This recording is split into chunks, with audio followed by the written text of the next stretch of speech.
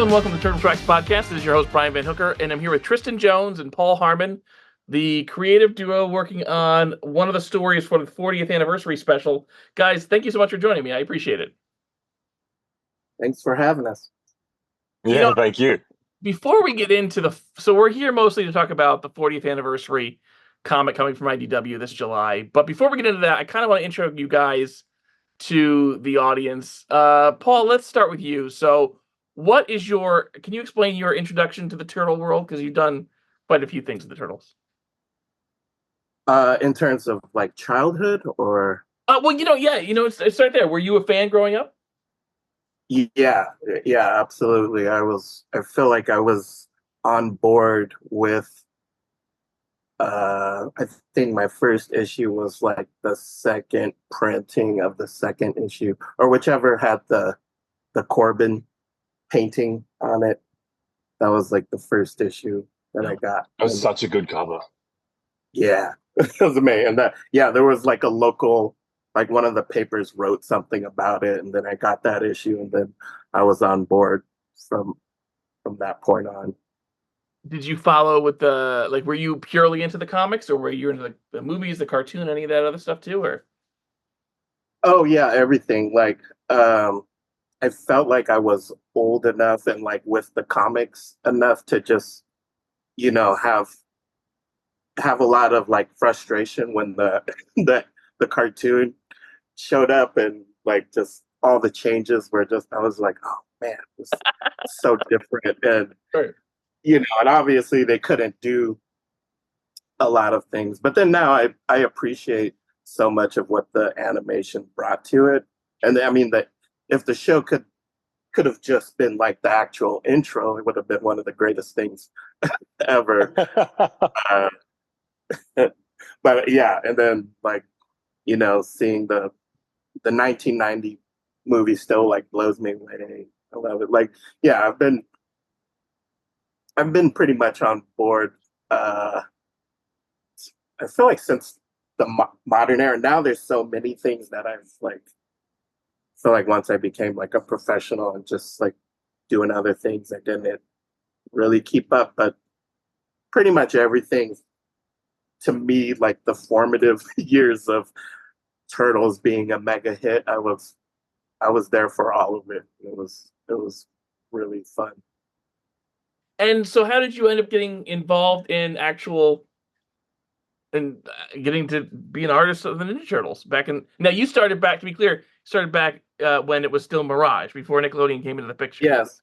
I want to say I was doing some stuff with like Rick Remender, like way back in the day, like Sea of Red, or I was doing, and I had a book at Image, and I think he, or like a friend of his, someone like put me in touch with Steve.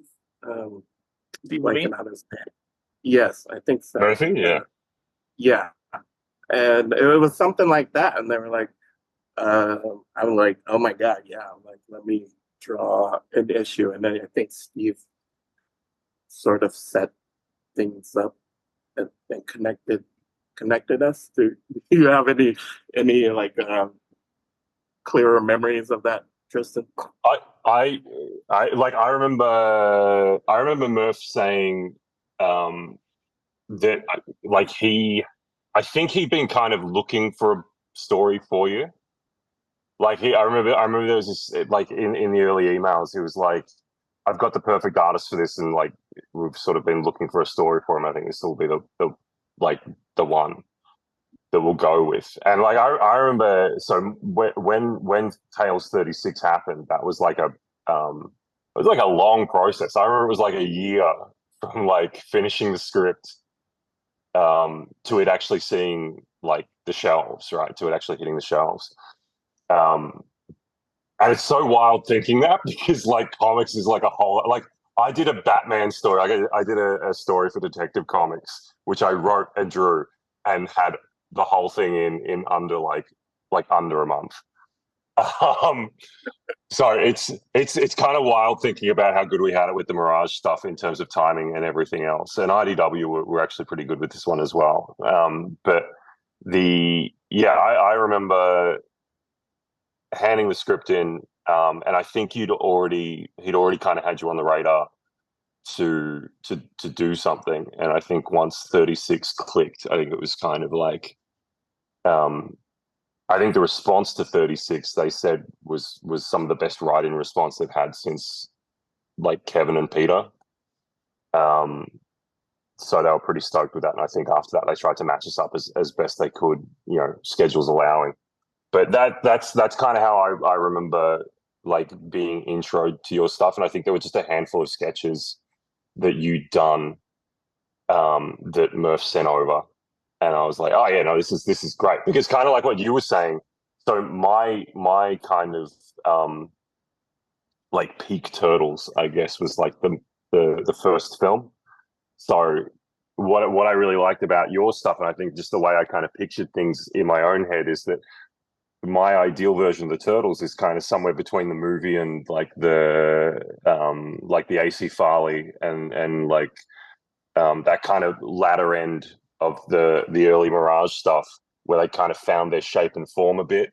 And I think that's what like Paul's sketches like screamed, which was great. And the kind of like what he said too, there was kind of that feel of how the Turtles look in like the original animation opening, like particularly that shot where you see them all on the rooftops, and it's all kind of in shadowed and dark and everything else like that.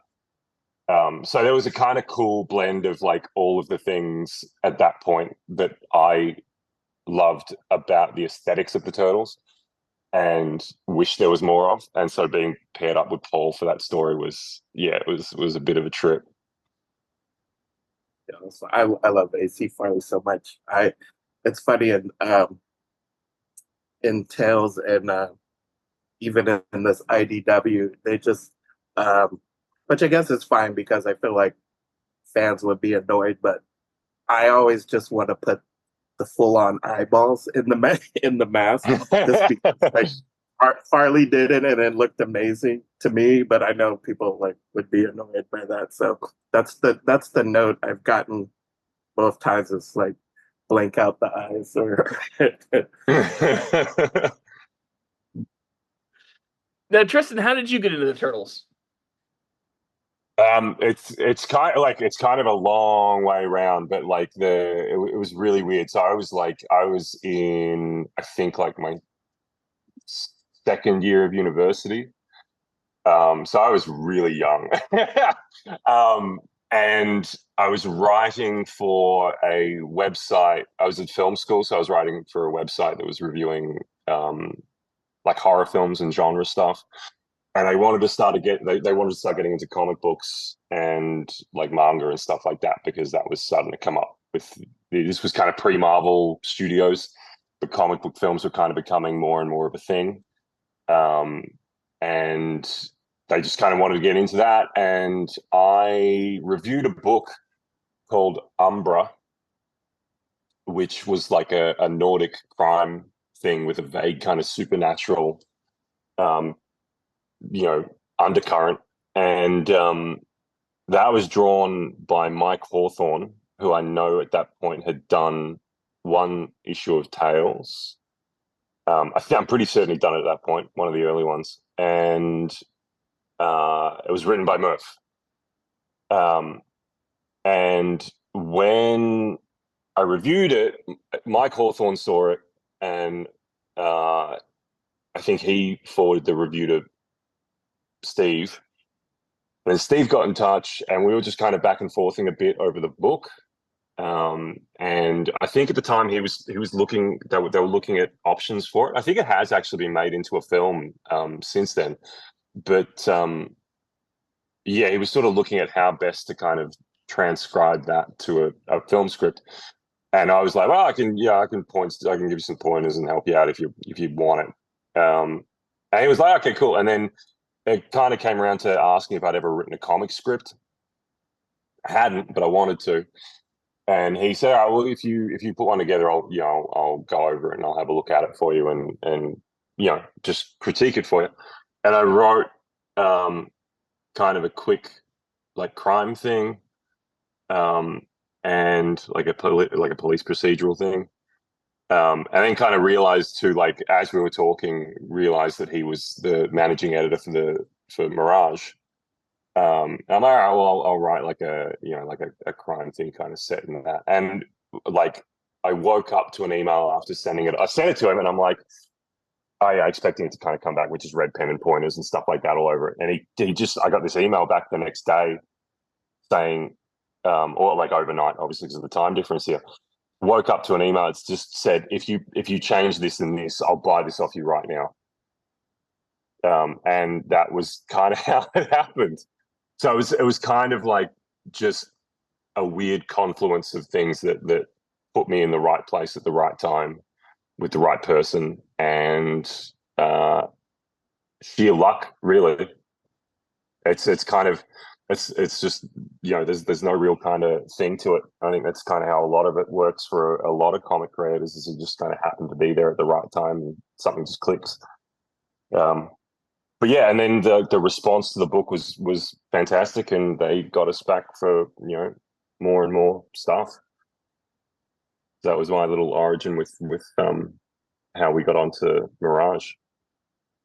I mean, for those who haven't read it, I mean, if they haven't, like the second volume of Tales of the TMNT, first of all, it's a ton of issues, ton of great stories, and like they were all really like it was like they were they were in the continuity but still standalone, in that you could read them individually. There was like really cool variety of artists, like that whole run, and I was present for all that. Like, I was getting them from the comic shops that time, like getting every issue and like loving that series. The whole run is really fantastic and a great expand upon the Mirage.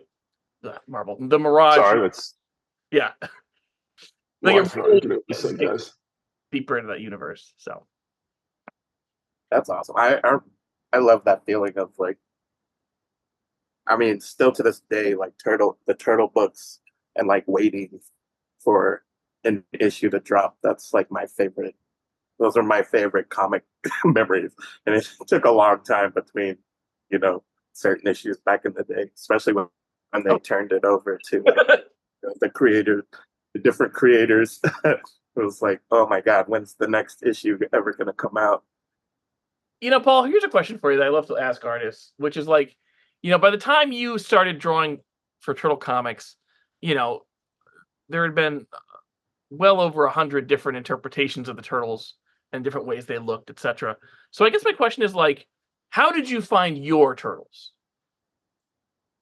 It's funny, like Turtles is like one of those things, like Turtles and Spider-Man. I've just probably since childhood, like I drew them, like the moment I saw them, I would just draw them over and over.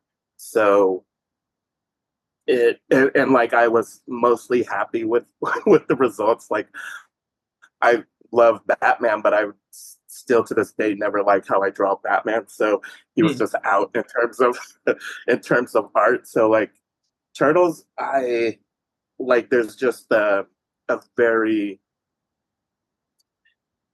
I guess, natural, normal kind of like, yeah, like the film before the film, and like, like Farley, but it was very like,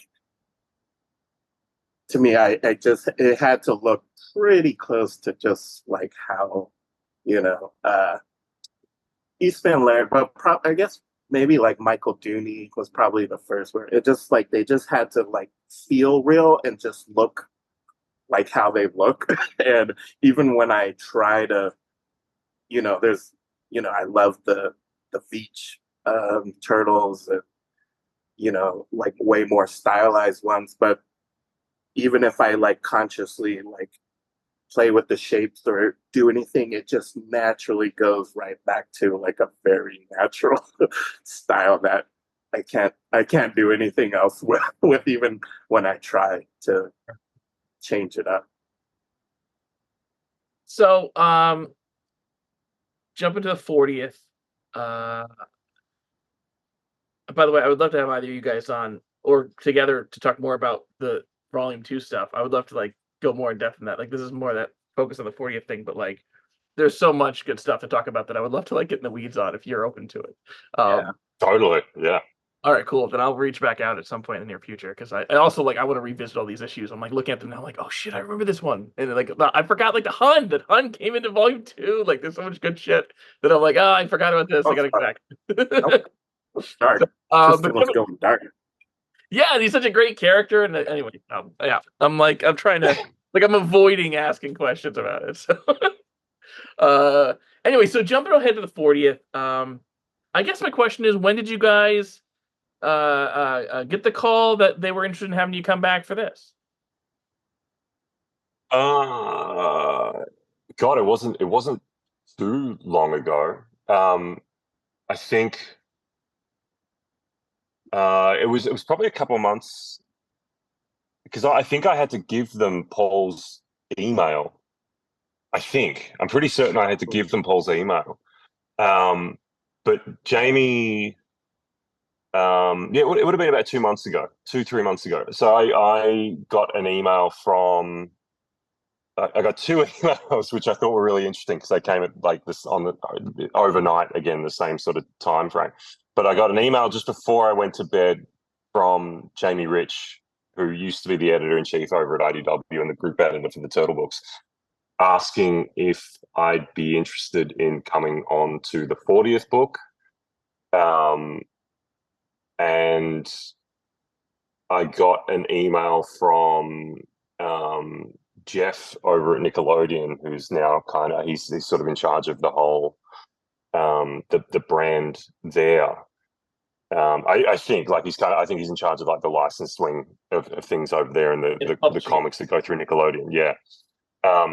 But yeah, I got this email from him that was kind of like, hey, I realize it's kind of been a long while between drinks, so to speak, with the Turtles, but as I grew up like reading the Tales stuff as that was coming out, and the Gang Wars stuff that Paul and I started was like the thing that kind of kept him reading it. Like he was hanging for more every time.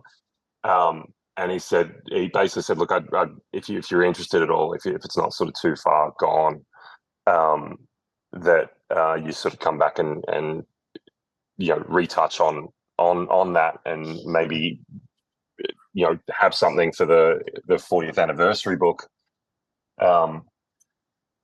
And sort of skirted this conversation that if it sort of goes well, then there might be sort of more down the road, but we'll sort of see what happens first. But this 40th thing, you sort of wake up and there's sort of 2 emails capping a night, and you're like, oh, okay, like this is kind of nice. Like they clearly want to do this, which is great.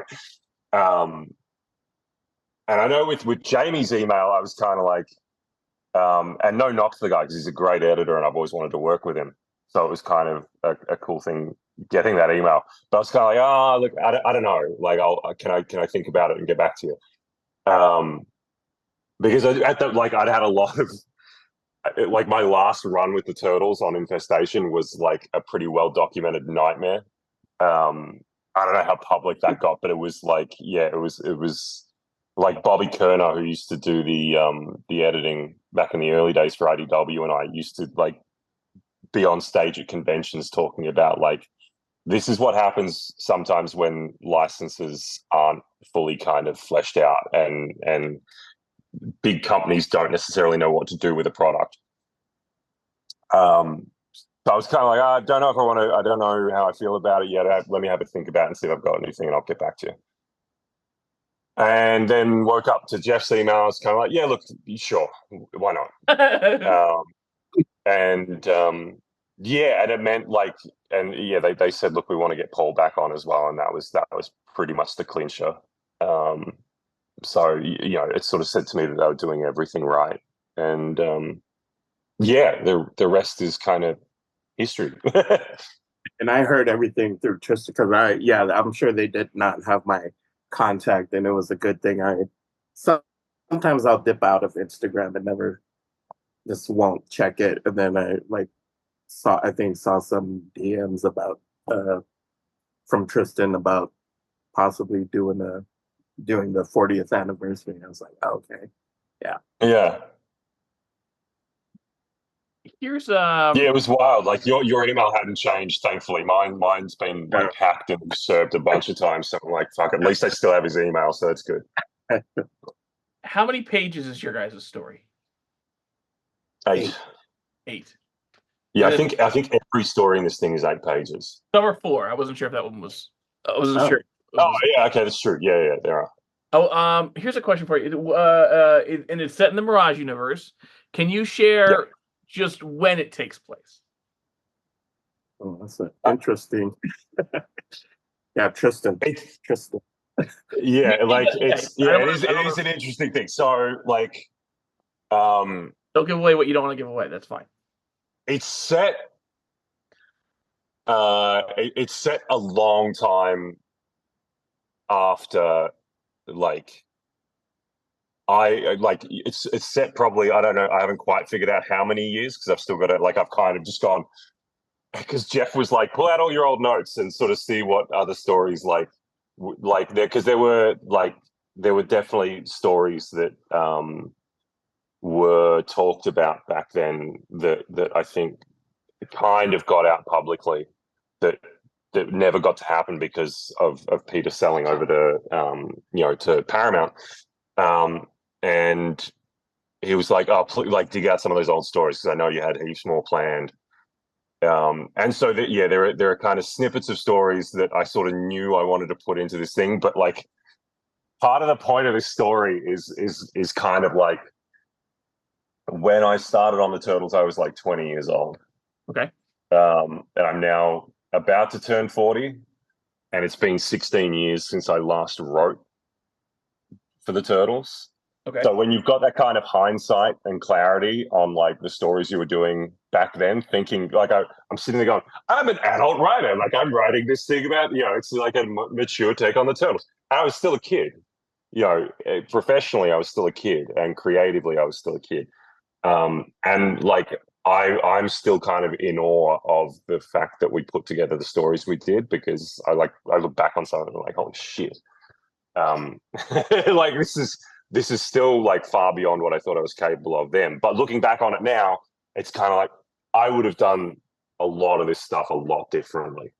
Like I love it all, but there are elements of it where I'm kind of like, let's kind of bring that around this way. So it's a vaguely meta narrative of one of the characters kind of looking back on how their lives have kind of been intertwined with the Turtles over the X many years that they've been dealing with them.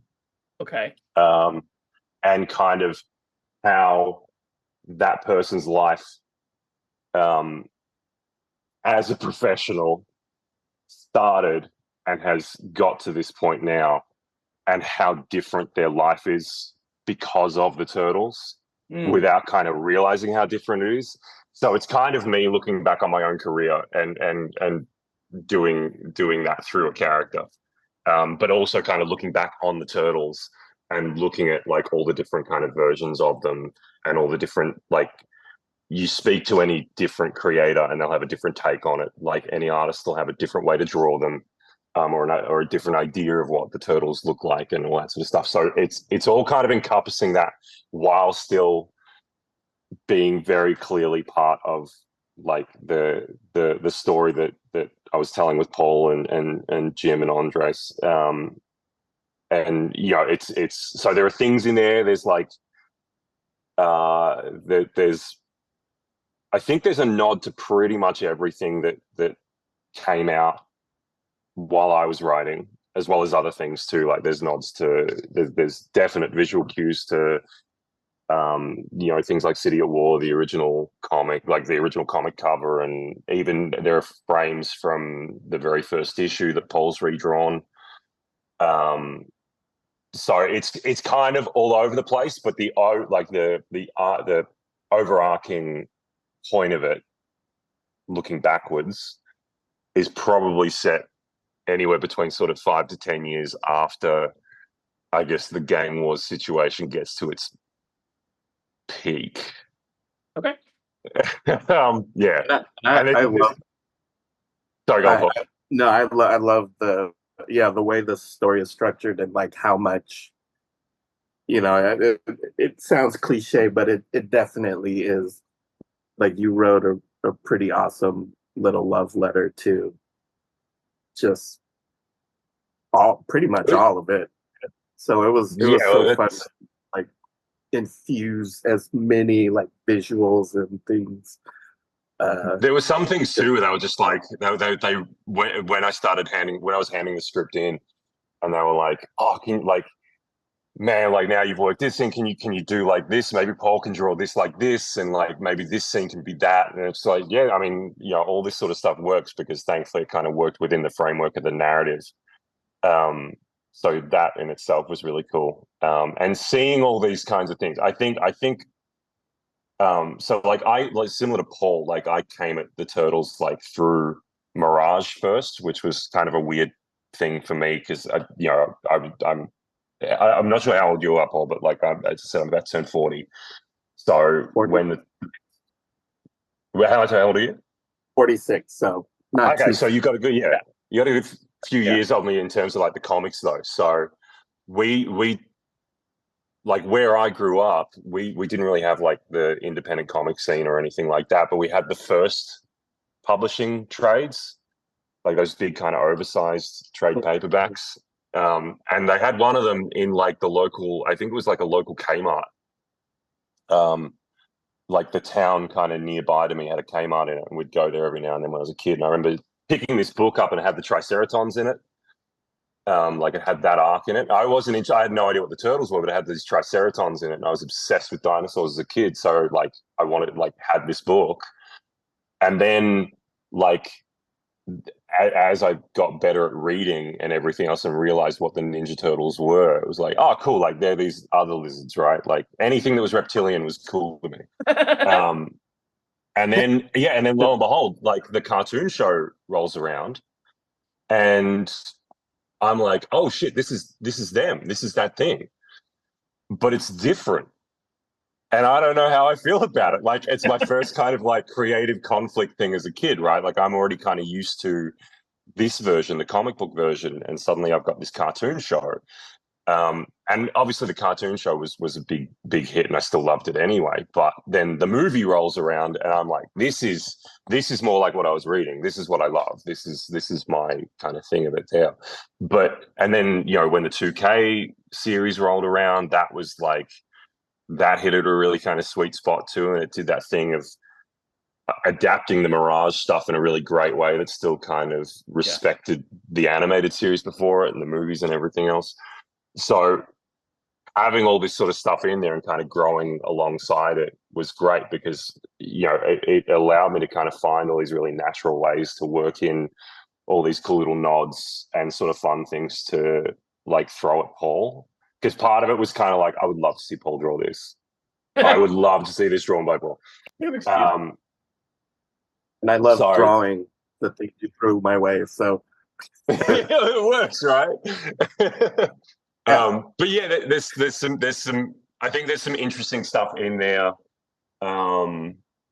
Like I don't know how it's going to go down, but like I managed to work infestation into it. Because I'm still like, as much as I didn't like that experience, I still get a little salty that like it's just been completely forgotten. And seeing like that bit that you drew, Paul, with like the flesh statue and like the mummified cultist.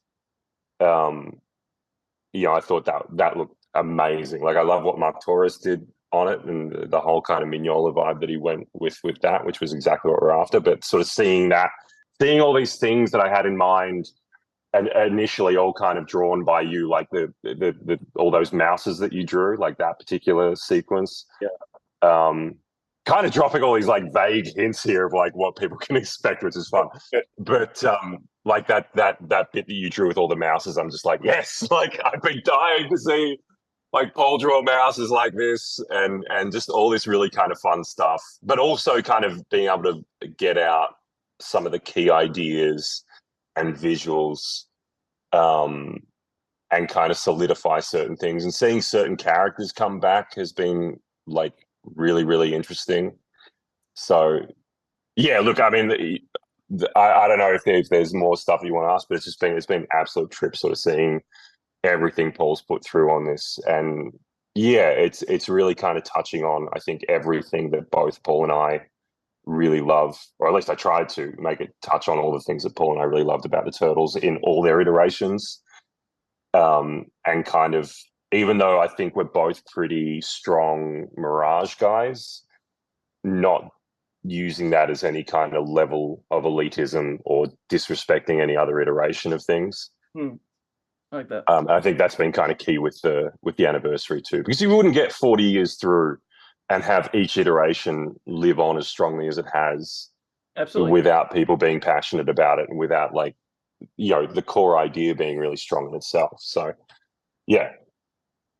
Do you want, and feel free to say no, do you want to share who the story is being told by? You can say no. If you, I mean, no, I think if people go through Instagram, like, I think I've kind of dropped enough hints. It's told through Lauren Stanton's point of view. Okay. And yeah, she's in a very different place. And I think even geographically, the Turtles are in a very different place in this story. So yeah, it was kind of one of those fun things where, you know, we were sort of given pretty free rein to not necessarily set things up, because we don't want to make any promises to anyone that we can't sort of see through. But I think it sort of touches on everything and kind of plants things there that kind of recap all the things and sort of, in some senses, give kind of closure, because there were some things that were sort of misinterpreted in scripts back in the day, that kind of tilted certain stories in certain directions, where I was like, oh, okay, I wasn't intending that to be the thing, but you know, it's out there and drawn now, but that's fine. So being able to kind of go back and do those things through the eyes of that character has been really good, because she's kind of like a truth teller in that universe. And I can kind of go, and the great thing about Tales and kind of the inconsistency with the whole Mirage publishing setup is you can kind of sit back, and I think because no one else has really had a chance to kind of sit back and do that, it kind of allowed me to put a lot of the Gang Wars stuff and a lot of the Mirage stuff in general kind of into a different perspective. That kind of hindsight being 2020 and being like given an opportunity to kind of briefly address those kinds of things is fun. And she was like the perfect character to do it through. I think in terms of my own voice as a creator, I think she's kind of the perfect kind of cipher for the audience. And her kind of position in the universe that we created, or her role that we created in that universe, is kind of great, because she's very much an everyman, and you know, has kind of a very grounded perspective on things because of her job, but also allows her to kind of operate in a similar way to them. You can kind of duck in and out of both, like the weirdity of the Turtles universe in general, and then keep it feeling very real, which I think Mirage sort of strived for once it got over the satire. So yeah, that's who it focuses on. And you definitely see, I think, a lot of the characters that people liked in the gang stuff are all represented pretty solidly.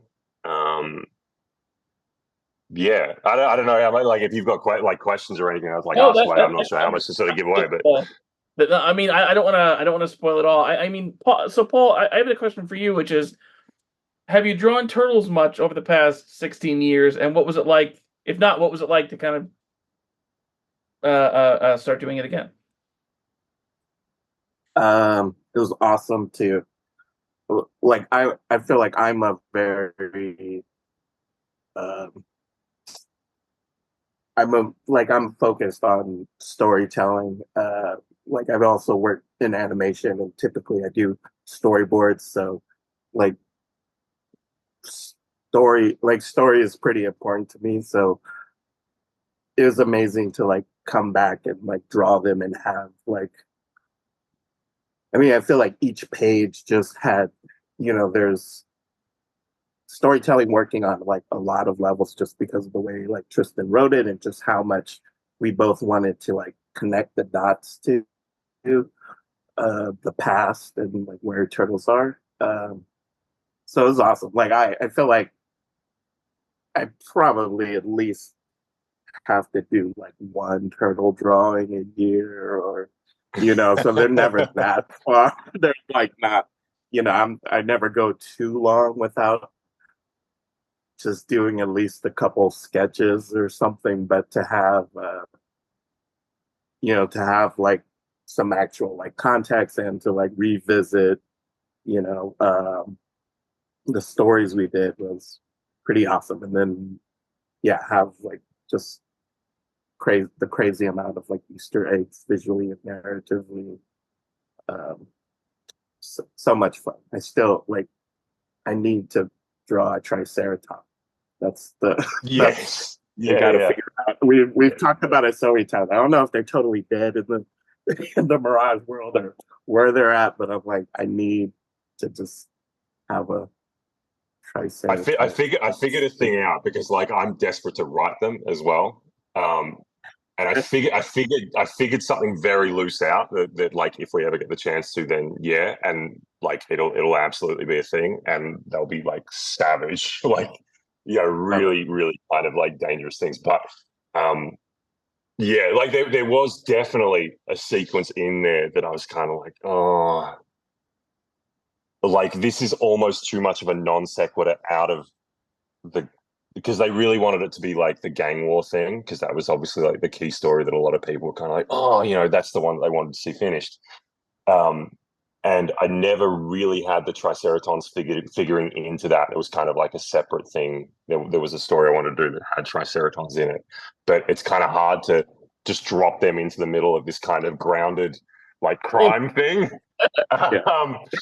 So we had all these kind of really crazy like off the wall stuff because Paul and I both come from this background of really loving like old like tokusatsu stuff, and like crazy kind of retro sci-fi, and obviously like my work in like the Alien brand and stuff like that. Since working on Turtles, it's kind of like fire. Like you could do so much great stuff in this kind of tone with like like the Triceratons and the Utroms and everything else. And the closest I could get to including any of that sort of stuff like logically and comfortably in the thing that we did was there's like one sort of quick nod to the Utroms right at the start of the thing.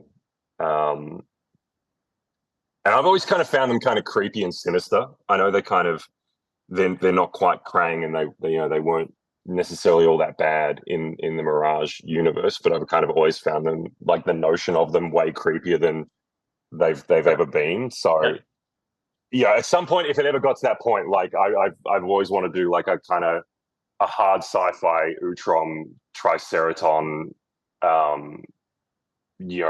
like space horror type thing. So there's no very much in. Yes. There's no Triceraton gangsters in this one. No. I did think about like weaponizing one. Like there was one point where I definitely had a thing where like, how like Zog's brain deteriorates because he can't breathe here on Earth.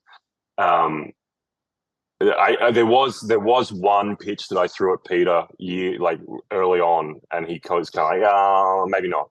Where they like the Foot had kind of weaponized a Triceraton, like they'd found one, captured it, and weaponized it. And I thought it was kind of a cool idea, but it was again one of those kind of like, I am a 20-year-old kid, like here's a cool comic idea, right? Without really kind of thinking about how it fit in and all that sort of stuff. So now I'm very much, like Paul was saying, very much about making sure the story is right.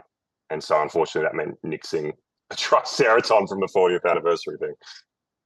Last question is the same question I asked for everybody. Is for both you guys. Who's your favorite turtle and why? Tristan, let's start with you. Nowadays, it's Michelangelo because I think I can write him the best. I think I've got a kind of comfortable grip on him and Raphael.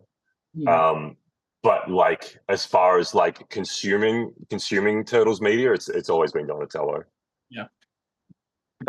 So I never like writing characters I perceive being smarter than me. So like it's always kind of a hard thing. And yeah, that's kind of where it sits. So Donatello definitely, but as a creator, Raphael and Michelangelo. Paul, what about you?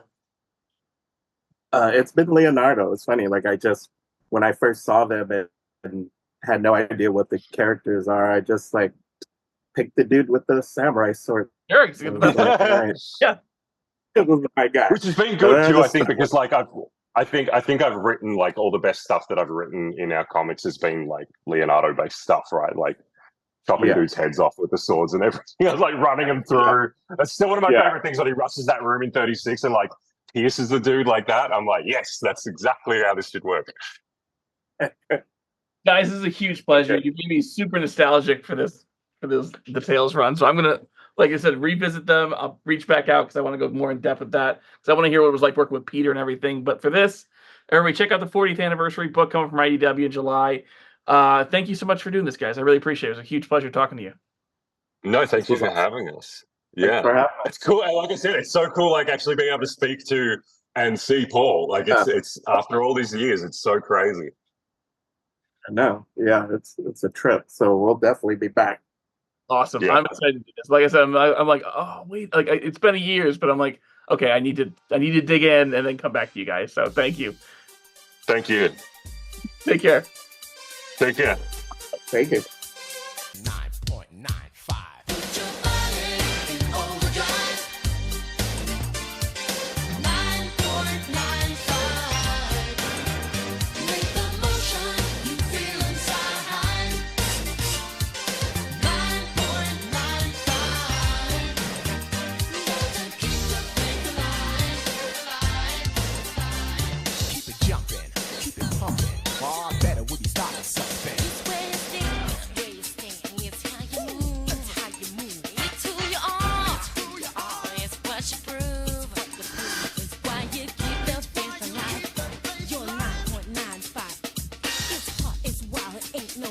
It's 9.95. It's cool, it's bad, it's killing. It's hip, ready and willing. It's 9.95.